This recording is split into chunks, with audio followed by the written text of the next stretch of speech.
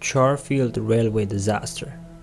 In the early morning hours of October the 13th, 1928, the village of Charfield, England became the site of a terrible tragedy.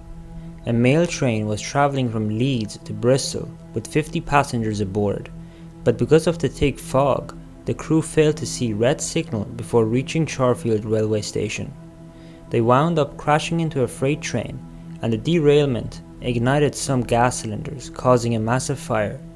A total of 15 passengers lost their lives, and 23 others were injured. This incident would open up a most unexpected mystery after it was discovered that two of the deceased passengers were an unidentified young boy and girl. The fire burnt these two children beyond recognition. They could not be matched to any of the other passengers, and no one ever came forward to claim them.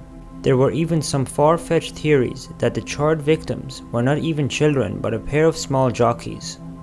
After the crash, a memorial to the victims was built in Charfield, and the two children were buried there. According to the local legend, an unidentified woman wearing a long black robe would show up at the memorial on the anniversary of the crash every year and place flowers on the children's graves. The last appearance of this woman is believed to be sometime during the early 1960s. By this time, word had spread about her appearances, so members of the media showed up in Charfield on the anniversary date.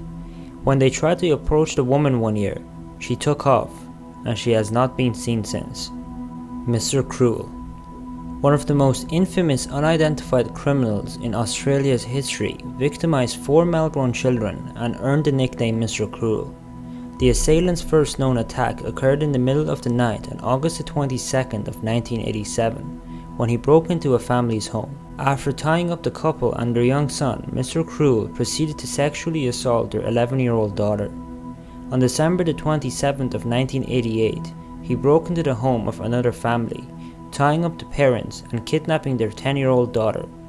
She was also sexually assaulted before being released 18 hours later. On July the 3rd of 1990, Mr. Cruel broke into another home and kidnapped a 13-year-old girl. She was held captive and sexually assaulted in a house for 50 hours before he released her. Finally, Mr. Cruel's next crime would end in murder. On April the 13th, 1991, 13-year-old Carmaine Chan was abducted from her home.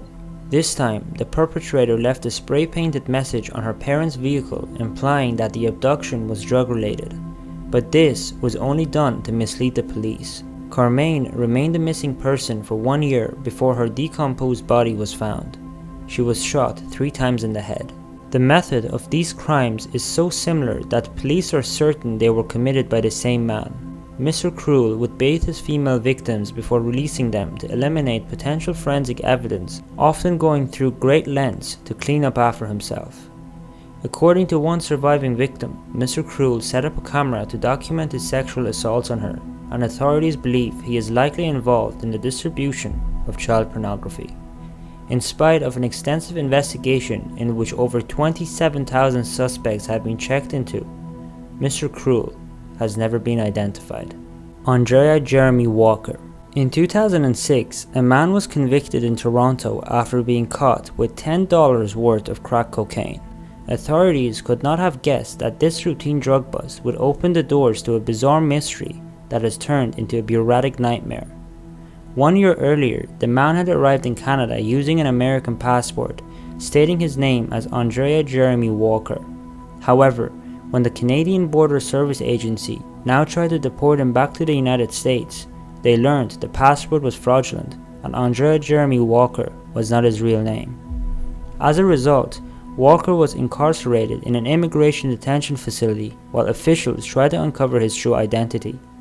He has since earned the nickname, the man with no name. Walker has remained in immigration detention for nearly 9 years because authorities cannot figure out what to do with him. He cannot be deported back to his home country until it can be determined which country he actually originated from. A fingerprint check was revealed that Walker has lived under at least 8 different identities in numerous countries. After years of confinement, Walker finally revealed that one of these identities, Michael Mavogo, was his real name and he originally hailed from Cameroon. However, since Walker has already lied about his identity on several occasions, the Cameroon government will not accept him without a definitive proof that he is Michael Mvogo. Even after making a failed attempt at a constitutional challenge to secure his release, Andrea Jeremy Walker continues to remain in limbo as a man without an identity. The Isolde Woman. In 1970, the unidentified charred body of a woman was found in Death Valley in Bergen, Norway by a professor and his two daughters while out hiking. The circumstances surrounding her death are still considered a profound mystery. She was naked, tags had been removed from all her clothing, her fingerprints had been sanded away, and next to her was a burnt passport. At the scene, a significant amount of sleeping pills were discovered along with bottles of petrol. The body was traced to 2 suitcases at a train station in Bergen, where police discovered a prescription for lotion, though the name and address of the doctor had been removed. They also discovered 500 German marks and a journal with entries in code. Police established that the deceased woman traveled around Europe with up to 9 false identities. Witnesses said she would wear various wigs and spoke many languages including French, German, English, and Flemish. The final sight of the Isolde Woman was when she checked out of room 407 of Hotel Marlin, paying cash and leaving in a taxi. She was described as 30 or 40 years old, 164 in height, and good looking.